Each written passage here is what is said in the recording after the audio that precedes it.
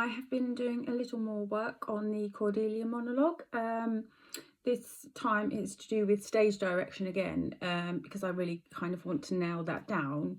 And I keep chopping and changing. I just need to set it in stone. So I have my notes here. So before the first line, I see Cordelia kind of upstage right slightly to begin with. So I've got her to obviously remember to carry herself as Cordelia, not just striding. So, you know, upright, carrying herself well, like a royal would. I want her to look where King Lear is, to acknowledge his place on the stage, and hopefully I can make that known and set, so I'm not just kind of saying lines here, there and everywhere. Then I'll take a step towards him, look as though I'm about to speak, kind of, but stop myself. Maybe do that twice, you know, take a step back, kind of lean forward, go, and then take a step back because I haven't said anything. Move to downstage centre, a couple of steps, again, not to rush. I won't rush. You know, I think Cordelia can come across as quite graceful and elegant, so I need to remember that.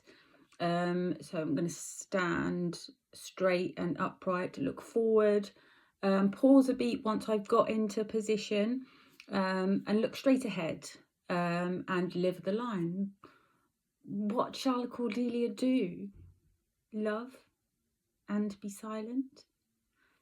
And then, so take a beat, maybe exhale slightly, but not sharply. Again, you know, she's a royal. And then take a couple of steps downstage right. So that would be towards Lear, but I don't need to look directly at him. Hopefully I've got that across before delivering my line. So although it's directed at him, I'm not looking at him. So unhappy that I am, I cannot heave my heart into my mouth.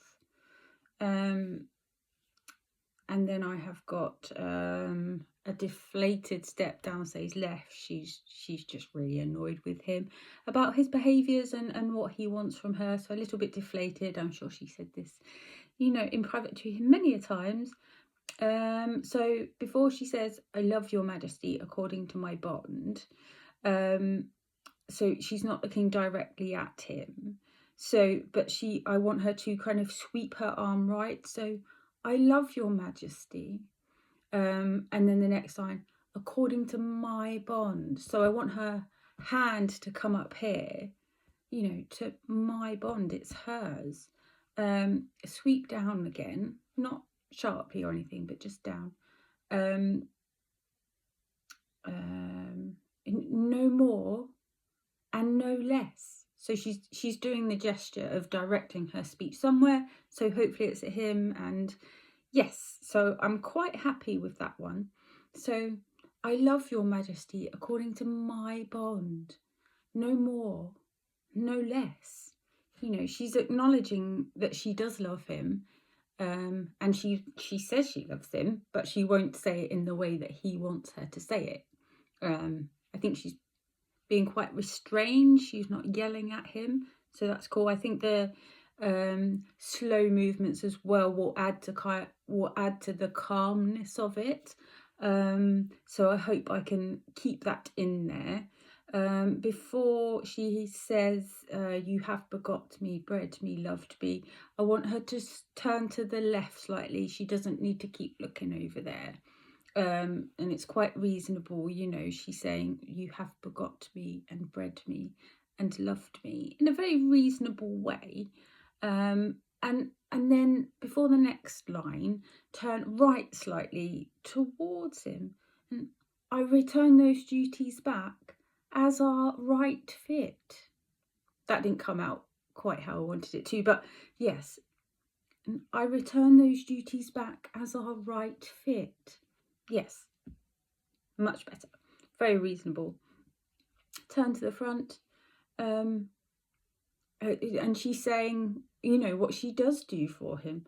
"Obey you, love you, and most honour you." Yeah.